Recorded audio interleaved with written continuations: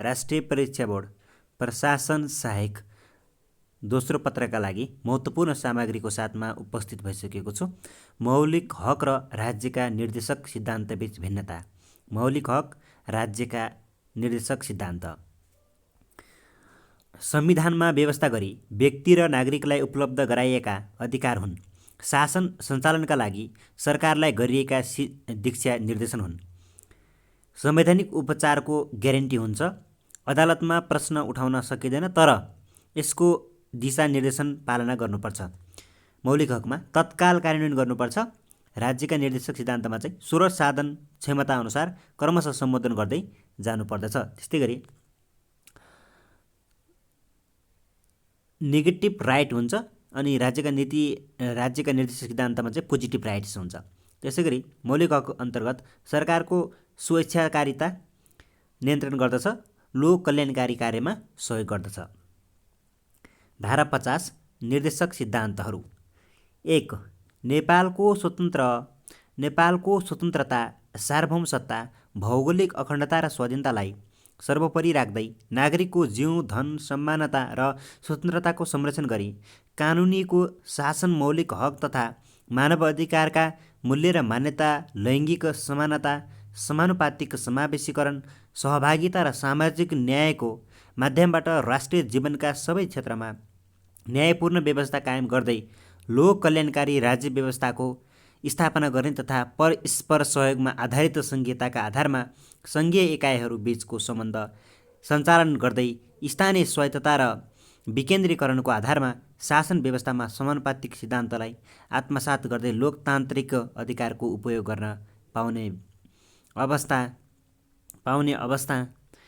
अवस्था सुनिश्चित गर्न सङ्घीय लोकतान्त्रिक गणतन्त्रात्मक व्यवस्था सुदृढ गर्ने राज्यको राजनैतिक उद्देश्य हुनेछ।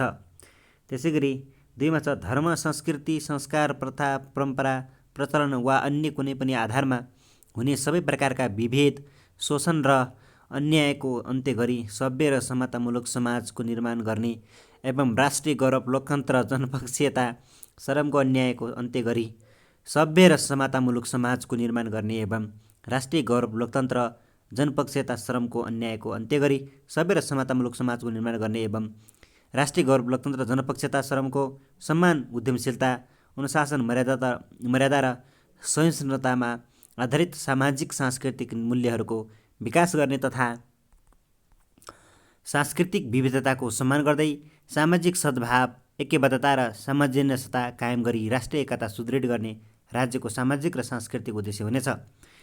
3. सार्वजनिक, निजी र सहकारी क्षेत्रको सहभागिता तथा विकास मार्फत उपलब्ध साधन र स्रोतको अधिकतम परिचालनद्वारा तीव्र आर्थिक वृद्धि हासिल गर्दै दिगो आर्थिक विकास गर्ने तथा प्राप्त उपलब्धिहरूको न्यायोचित वितरण गरी आर्थिक असमानताको अन्त्य गर्दै शोषण रहित समाजको निर्माण गर्न राष्ट्रिय अर्थतन्त्रलाई आत्मनिर्भर, स्वतन्त्रता तथा उन्नतिशील बनाउँदै समाजवाद उन्मुख स्वतन्त्र र समृद्ध अर्थतन्त्रको विकास गर्ने राज्यको आर्थिक उद्देश्य हुनेछ। नेपालको स्वतन्त्रता, सार्वभौमसत्ता, भौगोलिक अखण्डता, स्वाधीनता र राष्ट्रिय हितको रक्षा गर्दै सार्वभौमिक समानताका आधारमा अन्तर्राष्ट्रिय सम्बन्ध कायम गरी विश्व समुदायमा राष्ट्रिय सम्मानको अभिवृद्धि गर्नेतर्फ राज्यको अन्तर्राष्ट्रिय सम्बन्ध निर्देशित हुनेछ। संविधानको धारा 51मा रहेका राज्यका नीतिहरू राष्ट्रिय एकता र राष्ट्रिय सुरक्षा सम्बन्धी नीति, राजनीतिक तथा शासन व्यवस्था सम्बन्धी नीति, सामाजिक र सांस्कृतिक रूपान्तरण सम्बन्धी नीति, अर्थ, उद्योग र वाणिज्य सम्बन्धी नीति, कृषि र भूमि सुधार सम्बन्धी नीति, विकास सम्बन्धी नीति, प्राकृतिक साधन स्रोतको संरक्षण, संवर्धन र उपयोग सम्बन्धी नीति, नागरिकका आधारभूत आवश्यकता सम्बन्धी नीति, श्रम र रोजगार सम्बन्धी नीति, सामाजिक न्याय र समावेशीकरण, न्याय र दण्ड व्यवस्था सम्बन्धी नीति, पर्यटन सम्बन्धी नीति, अन्तर्राष्ट्रिय सम्बन्धित नीति रहेका छन्। भाग 5 राज्यको संरचना, राज्य शक्तिको बाँडफाँड। 56मा छ राज्यको संरचना। 1. सङ्घीय लोकतान्त्रिक गणतन्त्र। नेपालको मूल संरचना सङ्घ, प्रदेश र स्थानीय तह गरी 3 तहको हुनेछ। 2. यो संविधान प्रारम्भ हुँदाका बखत 2मा छ नेपालको राज्य शक्तिको प्रयोग सङ्घ, प्रदेश र स्थानीय तहले यस संविधान तथा कानुन बमोजिम गर्नेछन् भने 3मा छ यो संविधान प्रारम्भ हुँदाका बखत नेपालमा कायम रहेका अनुसूची 4मा उल्लेख भए बमोजिमका जिल्लाहरू रहेको प्रदेश रहनेछन्। 4 स्थानीय तह अन्तर्गत गाउँपालिका, नगरपालिका र जिल्ला सभा रहनेछन्। गाउँपालिका र नगरपालिकामा रहने वडाको सङ्ख्या सङ्घीय कानुनी बमोजिम हुनेछ।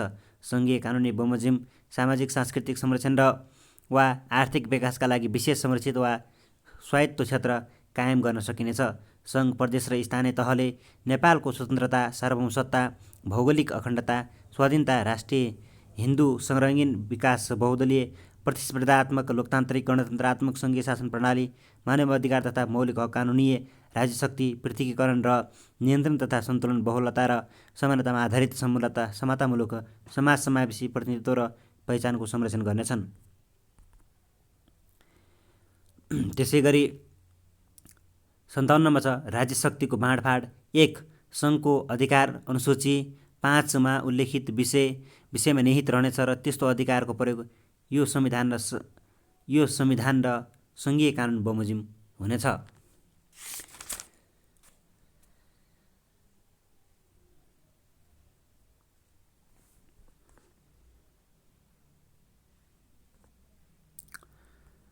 त्यसै गरी 2 मा छ प्रदेशको अधिकार अनुसूची 6 मा उल्लेखित विषयमा निहित रहनेछ र त्यस्तो अधिकारको प्रयोग यो संविधान र प्रदेश कानुन बमोजिम हुनेछ। त्यसै गरी 3 मा छ सङ्घ र प्रदेशको साझा अधिकार अनुसूची 7 मा उल्लेखित विषयमा निहित रहनेछ र त्यस्तो अधिकारको प्रयोग यो संविधान, सङ्घीय कानुनी र प्रदेश कानुनी बमोजिम हुनेछ। स्थानीय तहको अधिकार अनुसूची 8 मा उल्लेखित विषयमा निहित रहनेछ र त्यस्तो अधिकारको प्रयोग यो संविधान र गाउँसभा वा नगरसभाले बनाएको कानुनी बमोजिम हुनेछ। 5 सङ्घ, प्रदेश र स्थानीय तहको साझा अधिकार अनुसूची 9 मा उल्लेखित विषयमा निहित रहनेछ र त्यस्तो अधिकारको प्रयोग यो संविधान, रगत सङ्घीय कानुन, प्रदेश कानुनी र गाउँसभा वा नगरसभाले बनाएको कानुनी बमोजिम हुनेछ। उपधारा 3 वा 4 बमोजिम प्रदेशसभा, गाउँसभा वा नगरसभाले कानुनी बनाउँदा सङ्घीय कानुनी बमोजिम नबाजिने गरी बनाउनुपर्नेछ र प्रदेशसभा, गाउँसभा वा नगरसभाले बनाएको त्यस्तो कानुनी सङ्घीय कानुनीसँग बाजिएको हदसम्म अमान्य हुनेछ। 7 उपधारा 5 बमोजिम गाउँसभा वा नगरसभाले कानुनी बनाउँदा प्रदेश कानुन बमोजिम नबाजिने गरी बनाउनुपर्नेछ र गाउँसभा वा नगरसभाले बनाएको त्यस्तो कानुनी प्रदेश कानुनीसँग बाजिएको हदसम्म अमान्य हुनेछ। सङ्घीय कार्यपालिका शासकीय स्वरूप। नेपालको शासकीय स्वरूप बहुलवादमा आधारित बहुदलीय प्रतिस्पर्धात्मक सङ्घीय लोकतान्त्रिक गणतन्त्रात्मक संसदीय शासन प्रणाली हुनेछ। कार्यकारिणी अधिकार। 1 नेपालको कार्यकारिणी अधिकार यो संविधान र कानुनी बमोजिम मन्त्री परिषदमा निहित हुनेछ। 2 यो संविधान र कानुनीको अधीनमा रही नेपालको शासन व्यवस्थाको सामान्य निर्देशन, नियन्त्रण र सञ्चालन गर्ने अभिभारा मन्त्री परिषदमा हुनेछ। 3 नेपालको सङ्घीय कार्यकारिणी सम्बन्धी सम्पूर्ण काम नेपाल सरकारको नाममा हुनेछ। 4 उपधारा 3 बमोजिम नेपाल सरकारको नाममा हुने निर्णय वा आदेश तत्सम्बन्धी अधिकारपत्रको प्रमाणीकरण सङ्घीय कानुनी बमोजिम हुनेछ। 76 मन्त्री परिषदको गठन।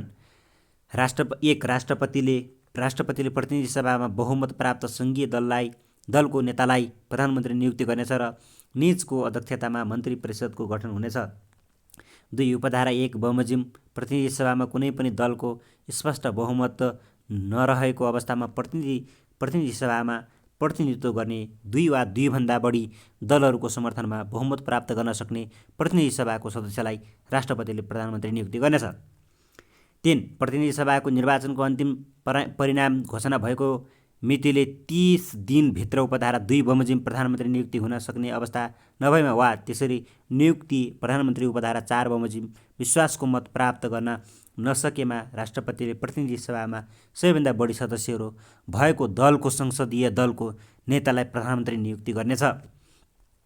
त्यसै गरी उपधारा 2 बमोजिम 2 वा 3 बमोजिम नियुक्त प्रधानमन्त्रीले त्यसरी नियुक्त भएको मितिले 30 दिनभित्र प्रतिनिधि सभाबाट विश्वासको मत प्राप्त गर्नुपर्नेछ। उपधारा 3 बमोजिम नियुक्त प्रधानमन्त्रीले उपधारा 4 बमोजिम विश्वासको मत प्राप्त गर्न नसकेमा उपधारा 2 बमोजिमको कुनै सदस्यले प्रतिनिधि सभामा विश्वासको मत प्राप्त गर्न सक्ने आधार प्रस्तुत गरेमा राष्ट्रपतिले त्यस्तो सदस्यलाई प्रधानमन्त्री नियुक्ति गर्नेछ। उपधारा 5 बमोजिम नियुक्त प्रधानमन्त्रीको उपधारा 4 बमोजिम विश्वासको मत प्राप्त गर्नुपर्नेछ। उपधारा 5 बमोजिम नियुक्त प्रधानमन्त्रीले विश्वासको मत प्राप्त गर्न नसकेमा वा प्रधानमन्त्री नियुक्त हुन नसकेमा प्रधानमन्त्रीको सिफारिसमा राष्ट्रपतिले प्रतिनिधि सभा विघटन गरी 6 महिनाभित्र अर्को प्रतिनिधि सभाको निर्वाचन सम्पन्न हुने गरी निर्वाचनको मिति तोक्नेछ। यस संविधान बमोजिम भएको प्रतिनिधि सभाको निर्वाचनको अन्तिम परिणाम घोषणा भएको वा प्रधानमन्त्रीको यस रिक्त भएको मितिले 35 दिनभित्र यस धारा बमोजिम प्रधानमन्त्री नियुक्ति सम्बन्धी प्रक्रिया सम्पन्न गर्नुपर्नेछ। सम्पन्न हुने गरी निर्वाचनको मिति तोक्नेछ। 8 यस संविधान बमोजिम भएको प्रतिनिधि सभाको निर्वाचनको अन्तिम परिणाम घोषणा भएको वा प्रधानमन्त्रीको पद रिक्त भएको मितिले 35 दिनभित्र यस धाराको बमोजिम प्रधानमन्त्री नियुक्ति सम्बन्धी प्रक्रिया सम्पन्न गर्नुपर्नेछ। 9 राष्ट्रपतिले प्रधानमन्त्रीको सिफारिसमा सङ्घीय संसदमा सदस्य मध्येबाट समावेशी सिद्धान्त बमोजिम प्रधानमन्त्रीसहित बढीमा 25 जना मन्त्री रहेको मन्त्री परिषद गठन गर्नेछ। स्पष्टीकरण। यस भागको प्रयोजनका लागि मन्त्री भन्नाले उपप्रधानमन्त्री, मन्त्री राज्य वा मन्त्री र सहायक मन्त्री सम्झनुपर्छ।